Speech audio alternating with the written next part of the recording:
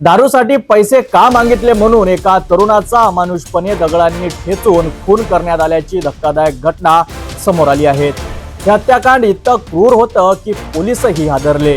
विशेष म्हणजे या खुनानंतर आरोपींनी स्वतःहून पोलीस ठाण्यात जाऊन गुन्ह्याची कबुली दिली। 19 मेच्या सायंकाळी अमरावतीच्या भातकुली मार्गावरील राऊतवाडीतील एका टिनाच्या शेडमध्ये रक्तरंजित खुनाची घटना घडली आहे। मृताच्या डोक्यावर दगडाने घाव घालून त्याचा जागीच अंत केला गेला। ही घटना इतकी निर्घृण होती की मृताच्या चेहऱ्याची ओळख पटविणे देखील अशक्य झाले होते। या घटनेनंतर लगेचच डॉग स्क्वॉड आणि फिंगरप्रिंट टीम घटनास्थळी दाखल झाली। तपासाकरिता 2 पोलीस ठाण्यांचे अधिकारी आणि कर्मचारी घटनास्थळी पोहोचलेत। रात्री उशिरा राजापेठ पोलीस ठाण्यात 2 तरुण स्वतःहून आले आणि खून केल्याची कबुली दिली। गांधी आश्रम परिसरातील 26 वर्षीय सागर अडायके आणि आनंदनगरचा 32 वर्षीय निलेश सावरकर हे आरोपी पोलिसांपुढे हजर झालेत।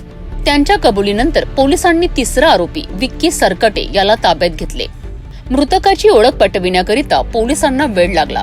अखेर तो राजापेठ झेंडा चौकातील लक्ष्मीनगरचा 25 वर्षीय ओम बेलोकार असल्याचे स्पष्ट झालेत। खुनामागचं कारणही धक्कादायकच आहे। दारूसाठी पैसे न दिल्याने या तिघांनी ओमवर हल्ला केला आणि दगडाने ठेचून त्याचा खून केला। सध्या आरोपी ताब्यात असून पुढील तपास कोल्हापुरी गेट पोलीस स्टेशन करीत आहेत। दारूसाठी पैसा न दिल्याने उगाचच जीव घेणारी ही घटना समाज मनाला हादरवणारी आहे। कायदा आणि सुव्यवस्थेवर पुन्हा प्रश्नचिन्ह निर्माण करणाऱ्या या प्रकरणात पोलिसांनी जलद कारवाई केली असली तरी असे गुन्हे रोखण्यासाठी सामाजिक जागृती हवी। अशाच ताज्या घडामोडींसाठी पाहत रहा सिटी न्यूज।